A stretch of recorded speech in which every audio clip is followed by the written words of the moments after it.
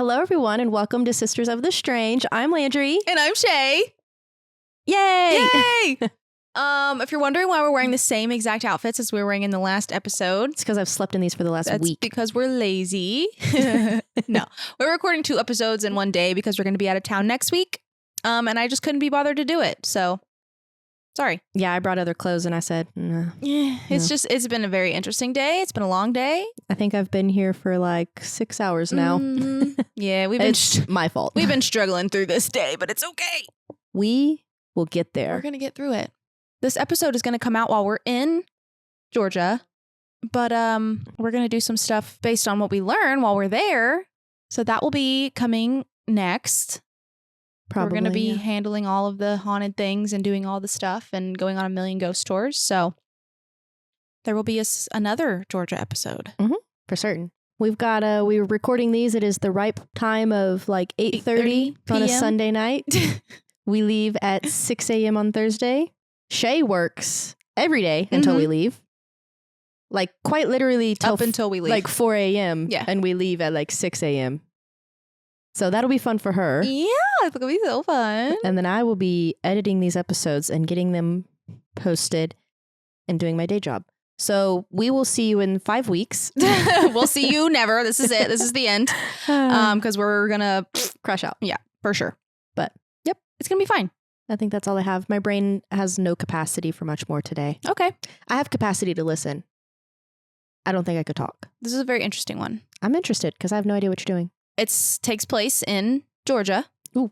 Savannah. Ooh. More specifically, Tybee Island. That's which where is we're where we're staying. going to stay. It's a small little island outside of Savannah, Georgia, which in my research on this story, I found out that Savannah, Georgia itself has a very dark history as well. There's a lot of weird shit going on over there. Mhm. I mean, it's the most haunted, It's like city in America. which I honestly, to be fair, didn't know that until we were going there. Really? Yeah. I've always wanted to go I mean, to... I knew it was like haunted, but I didn't know it was like one of the most haunted. Yeah. I've always wanted to go there and like Charleston, Mm-hmm. South Carolina. Yeah. It's only like 4 hours away and they're both supposedly like, both of those places have a lot of like Civil War history type ghosts and things of that nature. Yes, which is a lot of energy. Yeah. And I read that Savannah, Georgia is like if Charleston and New Orleans had a haunted love child that chain smoked and gossiped about you. That's a quote that I read. I do think So I do think it's very, very similar to New Orleans. Like they have a lot of even, because I've been doing Shae and her mother are like, we wing it on trips. yeah, and we just go. We just show up. Yeah, I'm a planner to the max, but I'm not like itinerary planning us. I'm giving us ideas so that when we get there, we're not like, What do we do? so now what? Yeah. It's very helpful. And when a lot of like the places I've seen, they have like New Orleans plates and platters and a lot of, I think the vibe Just is like old pretty similar. history, old money. Yeah, there's also a lot of slave history. Oh, really? Lots of slave history in Savannah that Interesting. I've seen so far. I'm so excited to learn about all this stuff, which Yeah. we're going to be learning about it as this episode comes out. So just ignore me. It's going to be hard to remember that, but it's okay. It's okay. We're in advance for once in our life. barely. Yeah. Barely. Barely. I messed up my recording for today, recorded a different one to be able to put it out. And I told Shae, I was like, I mean, we could like not put one out while we're gone, but like our numbers have been pretty good. So I don't really want to deter that. And she's like, yeah, let's not do that. But I was like, we don't have to. But But we will. We're going to stumble through this one. We're sorry, guys. It's a good one, though. Actually, she can pull stuff together very quickly. I cannot. So I have full confidence that this is going to be a great episode Now, because you can do it. The fact that it might not be a full hour is okay with me. Mind your business. It might not be a full hour, but it's going to be a lot of information. It's going to be good. So don't worry about it. We're going to be just fine. Everything's And fine. then our next episode will be 12 hours because we won't stop talking about, our our trip. So we'll make up for it. Yeah, don't worry. we'll make up for it. It's going to be fine. Yeah.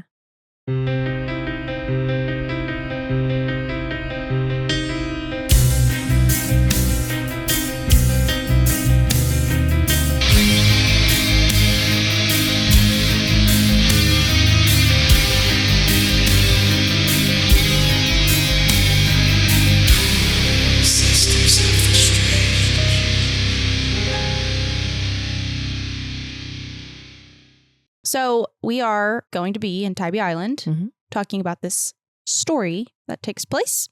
And there's a lot of information that comes with it, so I'm going to let you do with it what you will. It's kind of open to interpretation at this point in time. But we're going to be talking about the story of Jonie, please, I'm going to butcher this last name. It's Irish. O'Shaghnessy. It's a doozy. No, you need to look up. Have you seen how they say their names? Mm-hmm. That's probably way wrong. Yeah. Look it up for me. No, I'm letting you know right now. They say stuff so... I'll spell it for you. Like even how they say like Shane, they spell it like ocean. They spell shit so different. Okay. Tell me when you're ready. See, what is it? O apostrophe. O apostrophe. SHAUGHNESSY.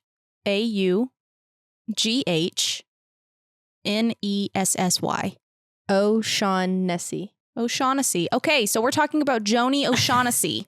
Got it. So I think that she was like 24 years old.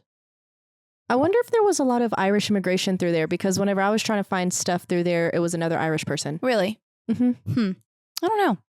We'll find out. The reason that she has this Irish last name is because of the man that she married. Oh. Yeah, I don't know that was her maiden name. Curious. But I also don't know if she's actually 24 years old. I couldn't really find a whole lot of information on her. But I did find a lot of like articles from the Savannah Now Journal or whatever, their like news thing. Yeah. That talks about it. But none of them say her age. So that's all I could find. Anyway, they lived in Savannah, Tybee Island area. And Jonie was described as like this outgoing, adventurous, very warm, bubbly, like life of the party girl. She, she wasn't reckless, but she did like to party. She did do some things that she probably shouldn't have done. But like her friends said that she was never like, she never overdid it. And she wasn't crazy. She just liked to party. She had a good personality and everybody loved her. Yeah. And Tybee Island is a very, very small town. So that's kind of, everybody really knew her as that person. The fun girl. The fun girl. Okay. And her death really didn't get a lot of investigation, which is weird. Which I think is because of the whole maybe party girl thing. Yeah. Which I don't think is right, but I digress. Like I said, Jonie lived in Tybee Island, and she was married to a Dr. Owen O'Shaghnessy, and they met at a bar at the Bay Street Inn in 1990. This story takes place in 2002. Okay. But they met in 1990 when he was in town for a lecture on pain management. He was a legit medical doctor. And he was from Dublin, Ireland. Interesting. So, like, he's this Irish man. Anyway, he lived in Michigan, somewhere over there, but he was visiting Savannah at the time for this lecture. Doctors have conferences all the time. All over the place. Yeah. And so when they met at this bar, Dr. Owen said that when he met her, she was like this charmer, and he was just drawn to her. Yeah. And probably because she had a very incredible personality. Yeah. And he said the more and more that he knew her, the more extraordinary she was. Like the more he got to know her, the more that he was just in love with her and drawn to her. And Jonie thought, which a family member had said this after the fact, but basically said like Jonie thought initially like he was her soulmate. Like she was in love with him. And after the conference, after their first meeting, he had gone back to Michigan or wherever it was that he was from. And they kind of like kept in contact a little bit. And at one point, Jonie went to him in Michigan, and they got married in 1992. So 2 years later, they were married. In 1993, he opened the Tybee Island Medical Clinic, which was the first on the island in many, many years. And it was the only one for a long time. Interesting. And people dubbed him as Dr. Feelgood because apparently he was very easy to get medications from. And he would just like prescribe stuff to people just because. And he was, like I said, known to prescribe like sedatives to people, high like concentration pain medications, and like stuff to people like without even like having reason, Yeah. which later got him in a lot of trouble. So anyway, they opened this medical clinic on the island. And soon after this, when they opened this clinic, is when their marriage kind of started to kind of go downhill pretty early. Yeah. It wasn't, they had been married for what, 3 years? Or 1 year. They'd been married for 1 year. They'd been together, known each other for 3 years. Yeah. They've only been married for a year. They opened this clinic and they said that they, you know, really didn't make a lot of money off of it. Some people like weren't even charged for like medical services, and like they were just whatever. They were just living their life. Crazy work. Sure. If I'm a doctor, I want to make money.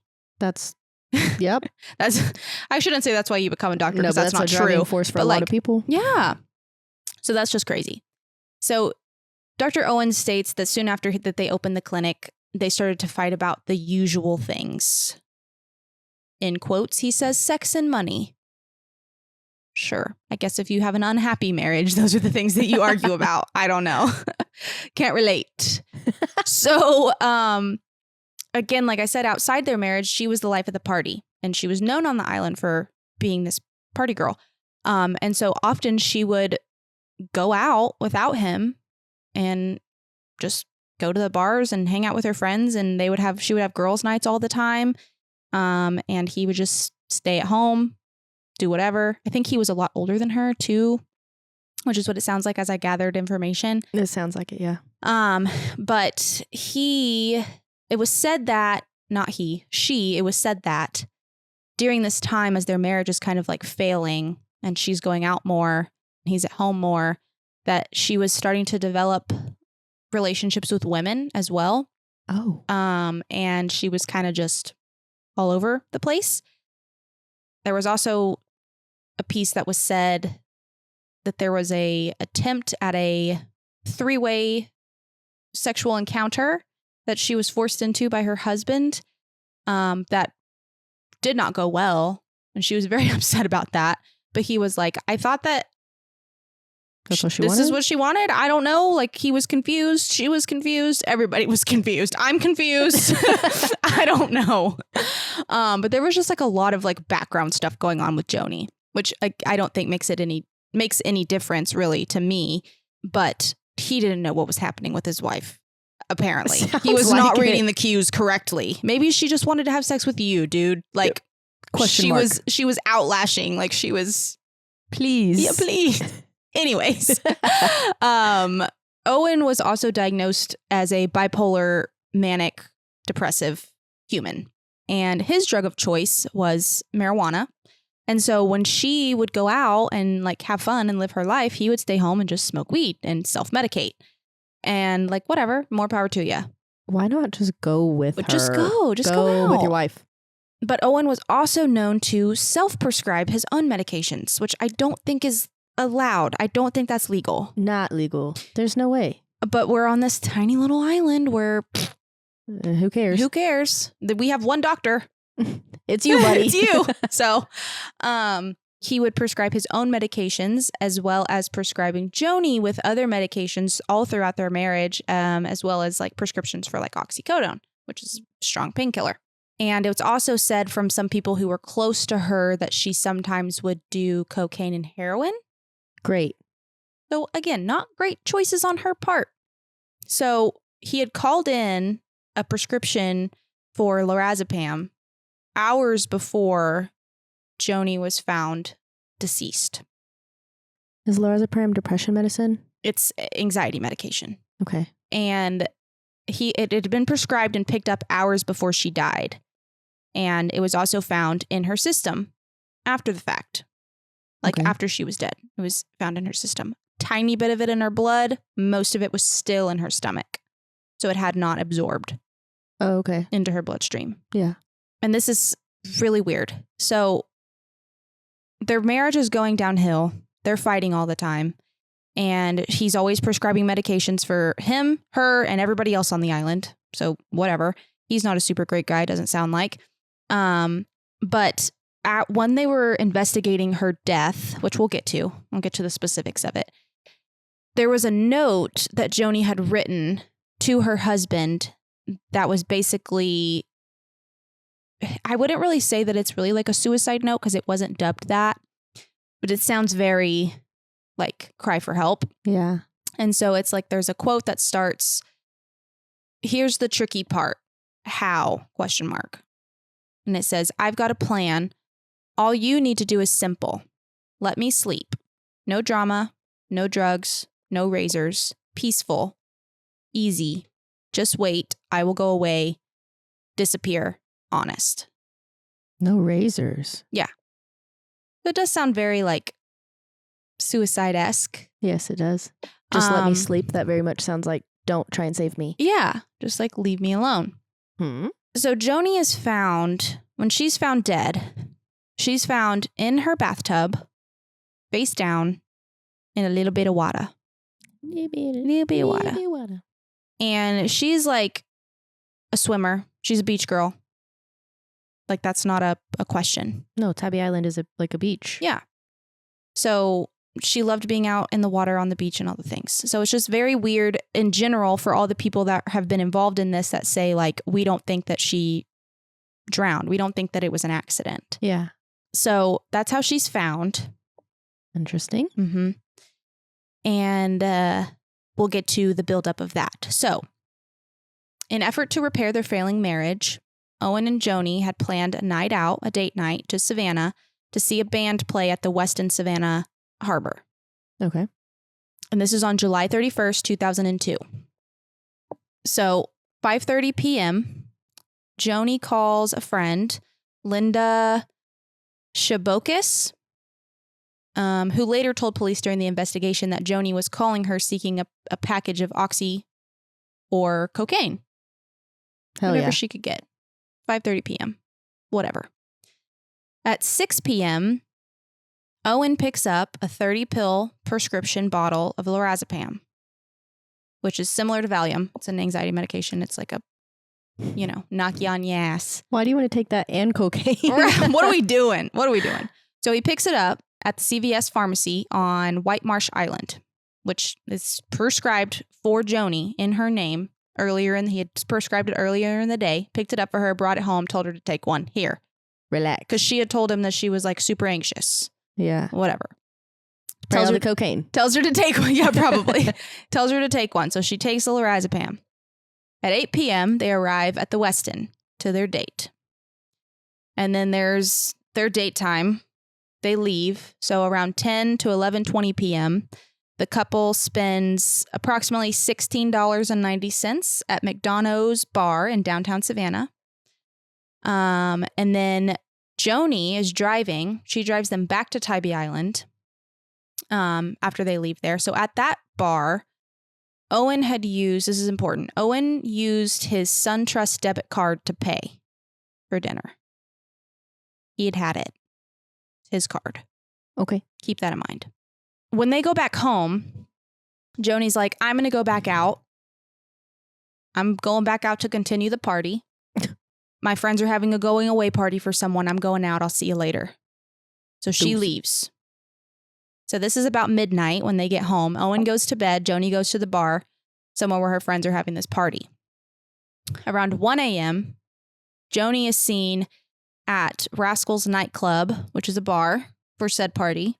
She had one beer, and friends told police that she did not seem like herself and she looked very down, but she did not appear intoxicated, they said. And like, she's partying all the time, one beer and one lorazepam. Lorazepam. Maybe might make you feel a little bit different, I'm sure. Maybe. But like, also like your lorazepam, if you're not, those take time before like. Yeah, it's not just going to immediately start working. Would they tell you to take them for like weeks before it actually will even affect you? But maybe mixing it with alcohol makes it different. Yeah. But anyway, her friends are like, she wasn't herself, but she didn't seem intoxicated. And one of her friends said that she seemed like she was hiding something that made me uncomfortable. Like her friend was saying, she looked like she was hiding something and it made me uncomfortable. Yeah. Which is weird. Yeah. I don't so like not normal behavior. At 3 a.m., Jonie is seen leaving Rascal's bar and headed towards Doc's bar. However, one friend, Irene Daigle, recalls that she's seen Jonie talking to that same lady from the beginning, Linda Chabokas, and some guy. She didn't know who it was. Yeah. But that's just what she recalled. So at 3:30 a.m., Jonie returns home, and Owen says that she started screaming at him, and he did not know why she was so angry, and he locked himself in their bedroom. Jonie takes a hammer and busts a hole in the door, gets her hand through the hole, unlocks the door, and Owen says at this time he's like getting dressed. And Jonie goes around the bed to where he is, and according to Owen, repeats the words, "I need to get it," over and over and over again. So she's like screaming at him, "I need to get it," whatever that means. Mm-hmm. Owen says that he grabbed his keys, left the house, and walked along the beach to his 16th Street office. He just walks to his office where he's going to sleep for the night. BRB. Whatever. He's out. He's like, "I'm out." Yeah, I'm not dealing with this tonight. So he says that when he got dressed, he put on a white t-shirt and khaki pants. Keep that in mind. Okay. So sometime after 3 a.m. when they have this argument and Owen leaves, sometime after that, Jonie ingests the bottle of lorazepam and dies in the bathtub. Okay. Okay. 9 a.m. rolls around, and Jennifer McAllister is somebody who works at Owen's clinic. So she arrives at the Tybee Island Medical Clinic for her normal shift. She unlocks the door to let in a patient who's waiting and finds Owen in the back, asleep in his office or whatever. And she says that he's in rumpled clothes and looks out of sorts. And he tells her that he and Jonie had a fight. And it was, quote, "the worst we've ever had." Oh. She said that the clothes that he was wearing were the same as he was wearing the day before, a dress shirt and a colorful tie. And he said that he was wearing a white t-shirt and khaki pants. Yeah. So that's wrong.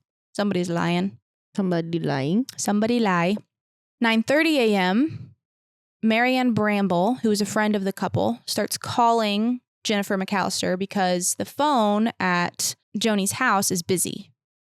It's not going through. Mm-hmm.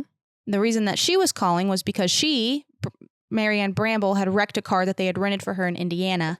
So she was trying to get a hold of Jonie to tell her that hey, I wrecked this car that you guys paid for, but she didn't want Owen to get mad. Yeah. So she's like trying to get a hold of Jonie and they can't get a hold of her. So she's like, "Hello? Like, what's going on?" So at noon, around lunchtime, Jennifer McAllister goes to Jonie's house and she finds that it's locked, which is unusual. Their house is never locked. Yeah. So she said that she yelled through a crack by the air conditioner unit in the window. And she said, quote, "I got no reply, so I got a chill and I ran to my car and left," which is what she told the police. So 2 p.m., she goes back to the office. 2 p.m., Owen says that he needs the clinic's checkbook from his house.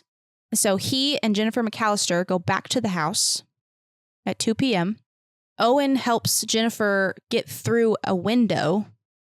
He hoists her up through the window. Because he doesn't have a key to his own home? Right. What? Okay. You left with your keys. Yeah. What are you saying? Yeah. She opens the front door, and she doesn't see Jonie anywhere. And they're about to leave when Owen asks her if she checked the bathroom. Hello? That's specific of you. Yeah. Like, what? So then he goes inside the house, goes in the bathroom, and finds Jonie dead in the bathtub. Shocker. Dun, dun, dun. So Owen says when he found her, water was pooled on the floor in the bathroom. There were cigarette butts, cigarette ashes, and an ashtray that had spilled into the bathtub. And shampoo bottles and a can of Sprite were floating in the water. Is what he says. The investigators arrive on the scene at 2:30 p.m. They close the house off, and they said that the bathroom was wiped clean of fingerprints. And the lead investigator said that this looked incredibly staged. Yeah, that's very odd for you. Your own fingerprint should be in your bathroom. Right. There's no fingerprints. And the only fingerprint that they found in the house was Jennifer McAllister's fingerprint when she opened the front door to let Owen into his own home. Yeah, that's very odd. What is happening? Yeah, that's very odd. There was also said to have been like a candle lit in there. One of those Virgin Mary candles in the bathroom lit.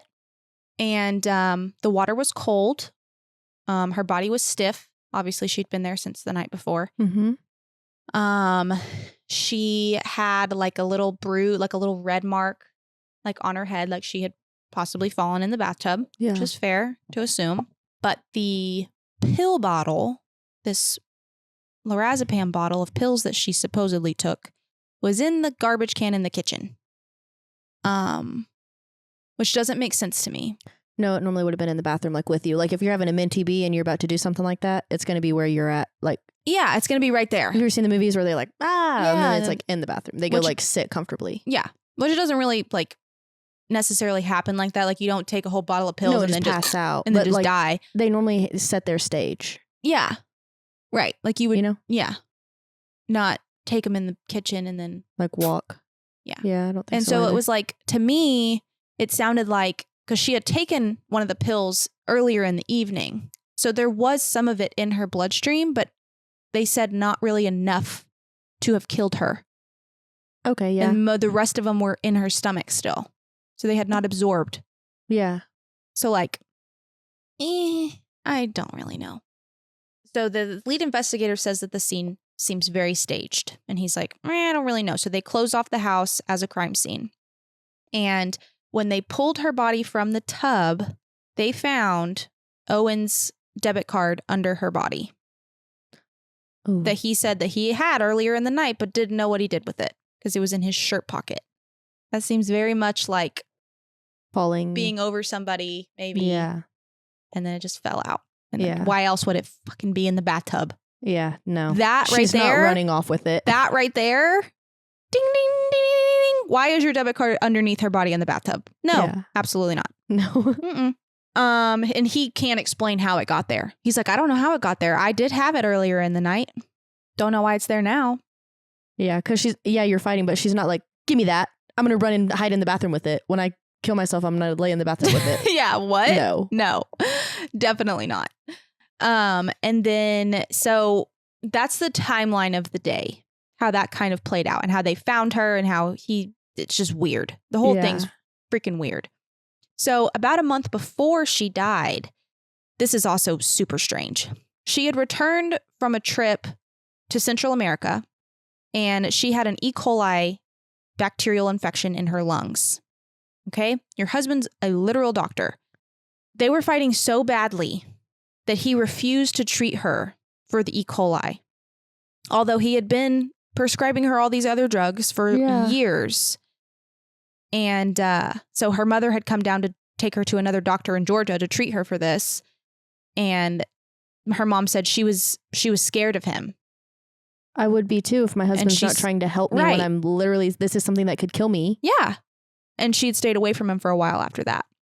And so that's when she wrote this letter.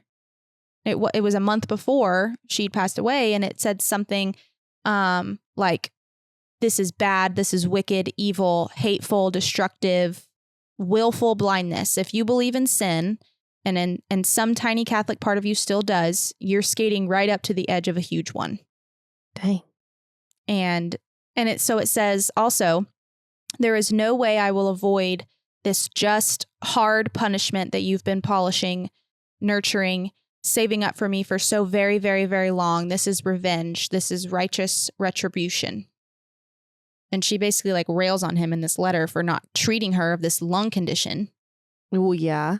And then that's when she writes, here's the tricky part, how, in that letter about no drugs, no drama, just let me sleep.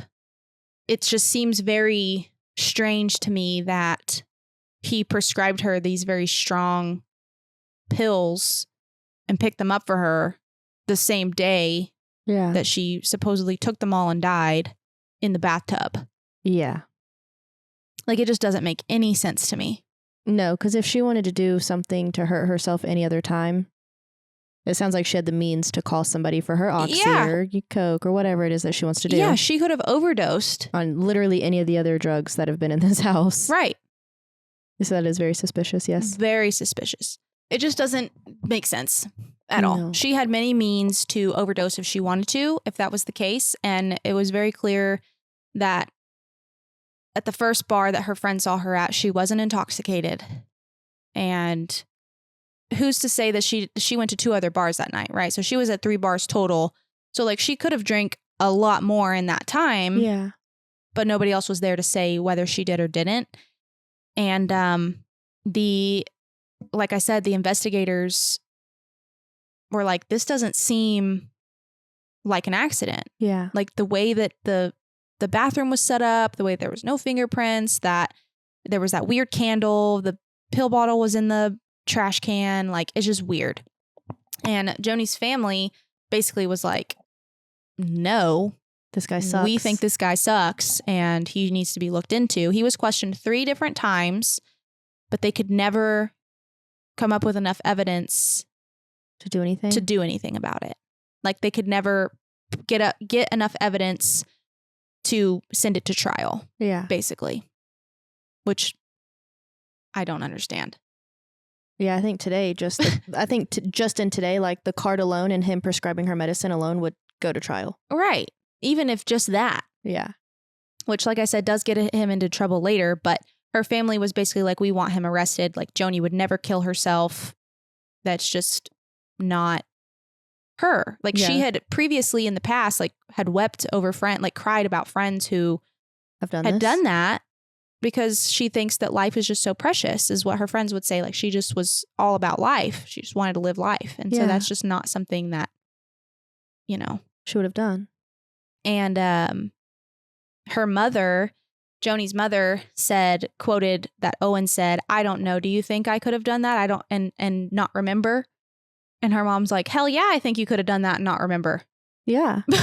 I want to know, so what was like the main cause of death? Was it the medicine? So it was accidental drowning, or drowning was the cause of death. But the coroner was convinced that it was a homicide.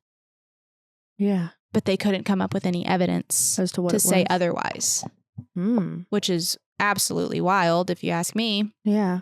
But they had found outside the bathroom, they had found the hammer on the floor near some splinters of wood with this hole that apparently she busted through.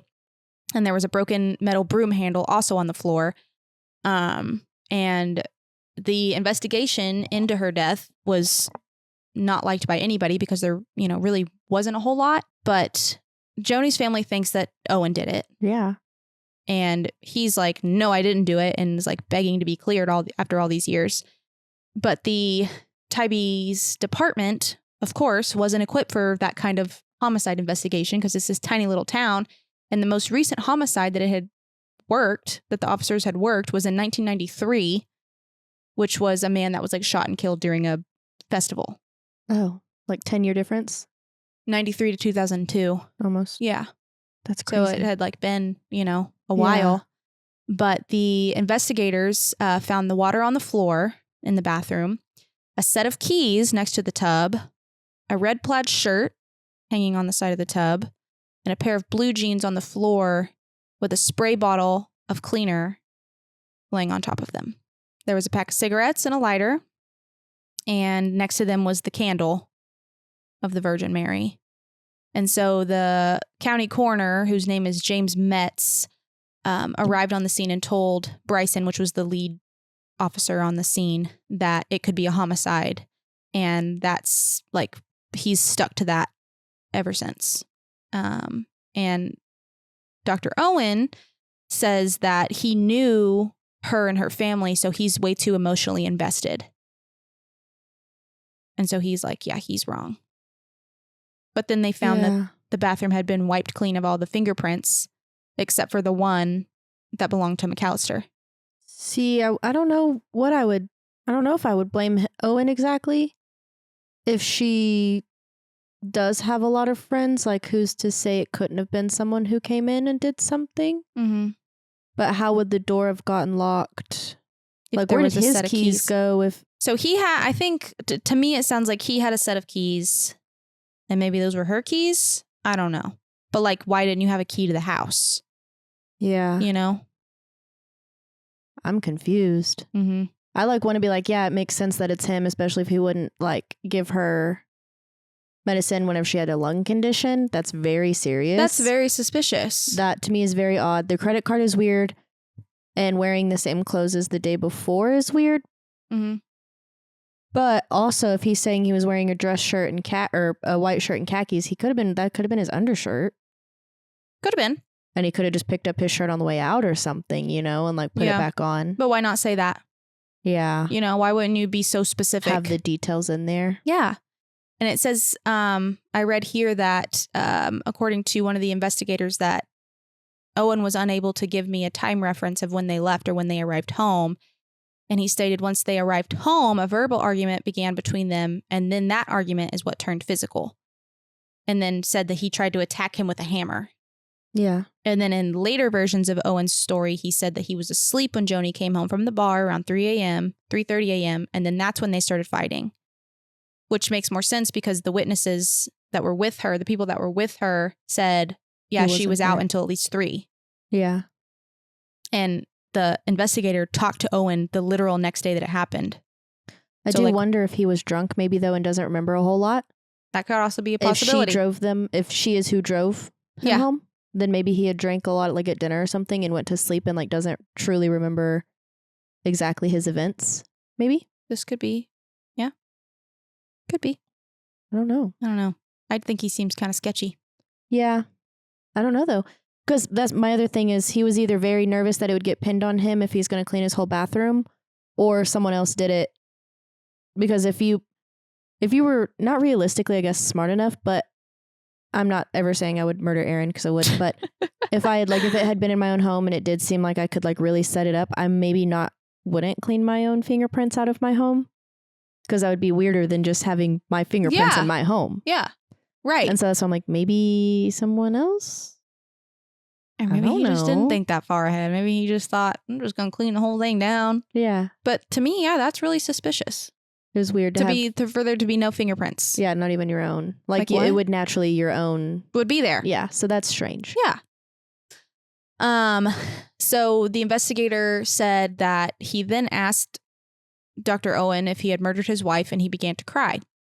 I asked him again, how did he kill her? And he replied that he didn't kill her. And I told him that it appears to be a domestic violence homicide. And on September 24th, the coroner officially ruled it as a homicide. And a month later, the GBI, or the Georgia Bureau of Investigation, their autopsy was inconclusive. So the GBI assistant medical examiner ruled the cause of death drowning complicated by acute lorazepam and alcohol intoxication, but left the manner of death undetermined. So is he alive? And no, okay. He's not. Well, that's good. I was like, let's not go to Tybee Island where he is. Right. No, he died. Okay. In like 2008, which I have information on that. We'll go over it. But yeah.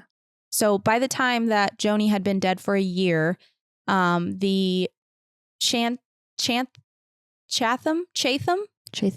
County Police Captain Bob Merriman and the District Attorney Chief Investigator J.D. Smith were reinvestigating the case, witness by witness.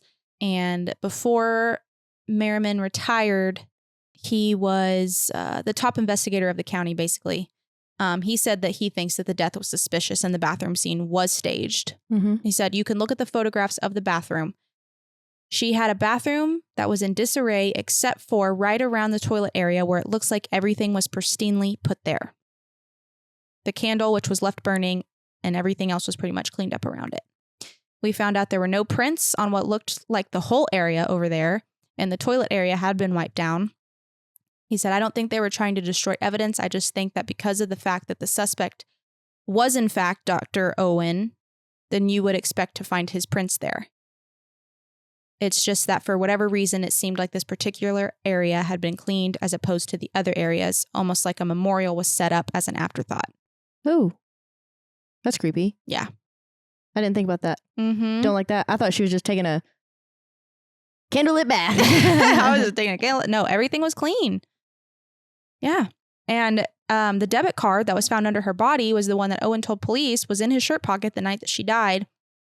And days after her death, he had called the Sun Trust to report it lost, even though it had already been found been found underneath her body that day. Did he know it was found? I don't know if he does. What the world? Because it says here from the same guy, Bob Merriman, says, I'm assuming that he was in there with her because he said that he had the debit card in his shirt pocket. But then again, he's saying he left and went down and walked to his office. As to the theory about how it got there, I'd leave that open. Oh. That's what he says. I don't know. Yeah. And Merriman also says that he doesn't directly fault the Tybee Police Department, but he does make it clear that the investigation was not as thorough as it could have been. And that's why there were no charges brought. Yeah. Because I want to know how much alcohol was in her system. Mm-hmm. I want to know how much alcohol is in his system. I want to know everything.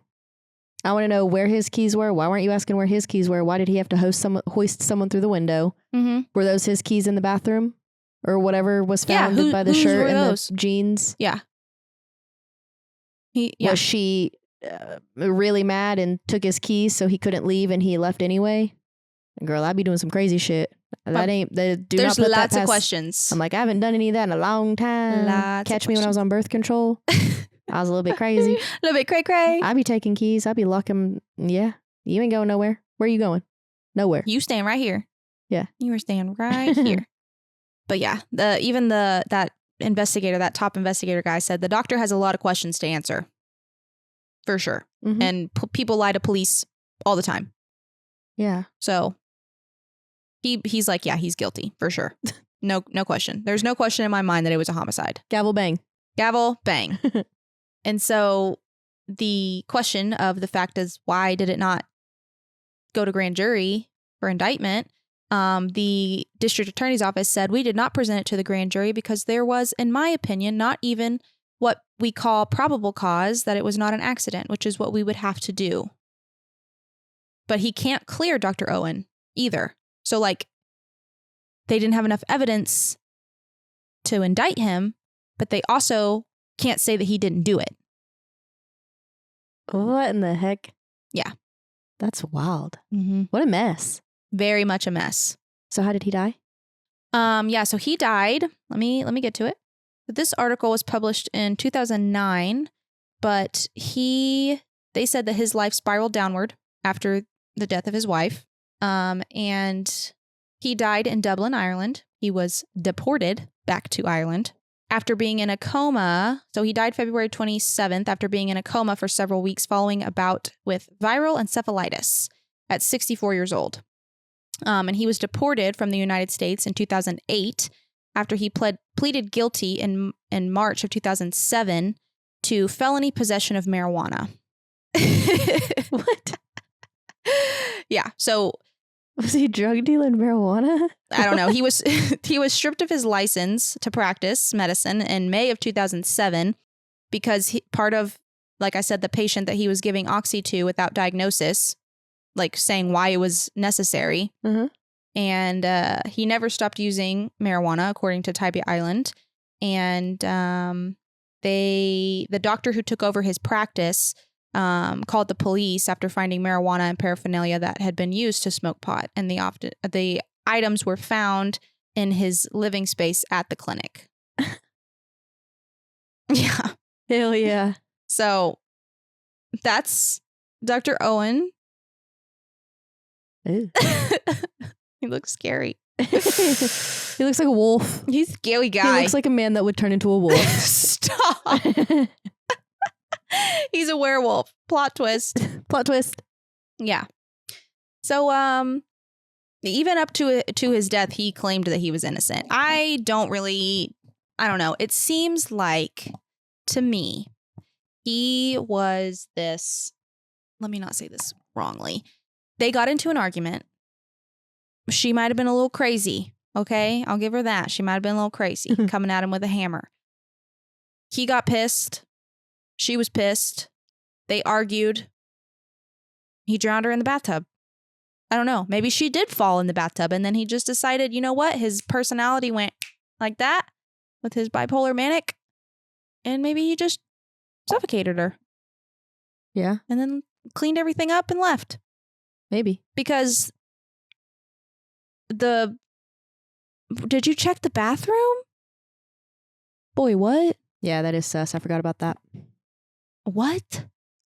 That is weird. Like, why would you? That's so specific. That is so specific. It really is. And like, if you're walking through a house and she's like, oh, I guess she's just not here. Because she probably was calling her name too, you know? Like, it wasn't like did you check to see if she's getting ready type of check the bathroom. It's, maybe her dead body's in there? Yeah, did you maybe look to see if she was in the bathtub? Like, you might as well have just said that. Yeah. Was she face down? Right. Yeah, what did she look like? No. That's so sus. Right here. Remember you wanted to know what her blood alcohol content was? 0.099. What's legal driving? 0.08. So that's not very high? Is that very high? I don't really know what high is. I mean, it's a little bit above the limit. So, I mean. Oh, and that was being checked like hours later, like 12 hours later. Yeah. It's true. It would have been later. It would have been higher. Yeah, it would have been way higher. You're probably right. Which I don't know how that all. I don't think that your body metabolizes anything though after you die. Oh, after you died? Yeah, probably. You're right. Shit, I don't know. I'm not a medical I was examiner. like, oh, good thought. And then I was like, wait. You're dead. You're dead. I don't know. I don't know. Because for a second there, I'm like, man, if she just got really drunk and fell into the bathtub, like was getting ready to take a bath, you know? Yeah. But the candle, the prints being wiped is weird. But did it say only, I'm having deja vu. Did it say only around the toilet was cleaned? It said everything in the bathroom, but also the toilet. Because I'm like, maybe she just cleaned the toilet that day. Maybe someone had explosive poopies and cleaned the toilet. Maybe she puked everywhere. Yeah. That's why I'm like, maybe she was just really drunk and fell and did all that, but I don't know. Yeah. I mean, it's very possible. It just, everything else seems very. But like locking the door, sus. he could have left and she'd be like, I'll show him, and locks the door. Yeah. You know? So that's where it's hard. Like if they were fighting, she came at him with the hammer and he's like, I'm leaving, and leaves and or maybe takes his keys, or maybe she took his keys thinking it would stop him from being able to go anywhere. You know, like there's things like that. Maybe she took his card so he couldn't go buy a hotel room. There's like things like that. That's where my brain goes. Cause I'm crazy. I be thinking her page, like I'm on her page right now. I feel you. And so I'm like, maybe she's taking all of his stuff. And then he finally is like, dude, hell no. And he gets up out of there and she's like, okay, now's the time. Takes all the pills, drinks them with water in the bath or in the kitchen, whatever, throws the bottle away, goes into the bathroom and is kind of like setting her scene, has his stuff in there, and like maybe just staged that he did kill her. Like maybe she really was going to take a bath. Maybe she was like, you know what, I'm going to die in a peaceful bath. But then she slipped. But then everything hits her before she even has the time. Maybe she's like doing all of this stuff first. Like who's to say it didn't take her a second to get to the bathroom after she does all that? Like maybe she's doing all that, takes the pills, does some stuff in the middle of that, and then falls into the bathtub and really does. It's really hard. It's weird for me because I'm like from a crazy girl angle. Could go either way. And like I could see her being like, I'll show you, locks the door, and then he can't get in. It is still weird that he said, did you check the bathroom? Like that's still very weird. The handprints being cleaned off is very strange. But it's also like I could also see from an angle of where she's just crazy and like, or not necessarily crazy, but was like fed up with the night. And like, you know, you don't have to be crazy to get mad and fight with your spouse or whatever and like get into this like rage. The spouse is the number one person who can put you in this other mindset of where you're just like, oh my God, you know? Yeah. And so I don't know, coming from former crazy girl, I'm not crazy anymore. But I also think that if that's the case, to go back to the very beginning, it should have been investigated correctly from the beginning and thoroughly, because for them to not be able to clear his name, that's a problem. Yeah, it is very suspicious. You need to either be able to clear him or convict him. Yeah, I think. A teeter-totter. Yeah. And for the coroner and the investigative office of the GBI or whatever to not be able to say, maybe it was a murder, maybe it was a suicide, maybe it was accidental. Yeah, we don't really know. It's inconclusive. Like, no, there should be no question. Yeah. I feel like there's probably still a lot of things that are like that, like murders to this day that are still like, like, I don't know if anything ever came of those bodies that were, recently found. Well, no, those they did get, I'm pretty sure were shot in the head. I meant to talk about that today. We can talk about it next time. I think they were shot. Yeah. Well, I didn't look much further into it. I just had seen the initial missing posts and then saw that they were all found, but didn't see. And like Hood County, like but they were missing in Parker County. Yeah. And that's like by me. Yeah. Crazy. Any users. But what were we saying? I was saying that if he didn't do it, then he should have been cleared. He was never cleared, ever. Oh, yeah. I don't know. It's just very weird to me because I can see both sides so easily of like him being like, dude, I just left because I didn't want to deal with it. Yeah. And then she accidentally drowned in the tub or whatever. How she's been seen talking to all these other people. Like, yeah, she could have been involved with somebody sketchy, but he was there for a little while, but then he left. True. Like, what if someone took the opportunity when he left, which is very slim. Like the odds of that seems very slim to me. Yeah. But I could see where it could be very confusing without all the correct, like they should have taken correct evidence and they didn't take correct evidence. No, you know? like why are we doing this? And so I could see where they're just running off what they have, but they should have been more thorough in their evidence and investigation. Yeah. Agreed. But I can very much see where she like did all of it, locks him out and like does do that. But I can also see where he in a rage does it and then gets away with it because he's kind of an esteemed person being a doctor. Yeah. The only doctor. Yeah. So yeah, basically they were just like, oh yeah, he's a doctor. We'll take his word for it. But then they never cleared him. So we'll never know because they're both dead now. We go do a ghost hunt outside their house. Yeah, I'm gonna go get all the town gossip. Yeah. They do. There's a ghost tour in Tybee Island as well. Perfect. Maybe they'll talk about it. They probably will. They'll probably drive by the house and be like, and this is the house. I'm gonna be like, yeah. That reminds me of American Horror Story when the very first one. Yeah, when they're doing a tour. And she just gets off and they're like, ma'am, you can't go in there because it's her own house. And she starts bleeding. That's a good one. That's OG. I've tried to make Aaron watch it 1,000 times and he doesn't like it. Oh, it's so good. I'm like, how do you not? So good. It got weird. Like not the first season. The first season's never weird. It's the seasons after that get weird. But how do you not? Season 1 was so good. Love it. I was watching that when I definitely should not have been. Oh yeah. We were watching, even the hotel one came out when we were in high school. And that was weird. I was watching the first one when I was in middle school. Yeah. Same. And then I rewatched it. It was during rodeo. So June of 9th grade was when I rewatched it. And then I just like binged all of the seasons that were available at that point. Good stuff. Yeah. Love it. I think that's probably what started me on more of my other morbid path. The weirdness. Yeah. Yeah, I could agree with that. Love it. And the Coven one is always what? Oh, Coven was one of my favorites because they all have brown eyes and blonde hair. Every single one of them. And that's what I have. And Mother Stevie is in it.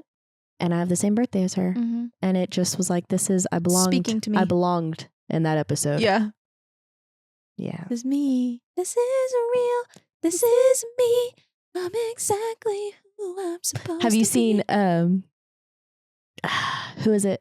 It's this girl. She was dating Sam off Sam and Colby, and now she's dating he was a Disney kid. And she's like doing the Disney knees in front of my boyfriend. And it's like, but it's like how they did that song. Yeah. And it's like your knees, you know? Yes. Yeah.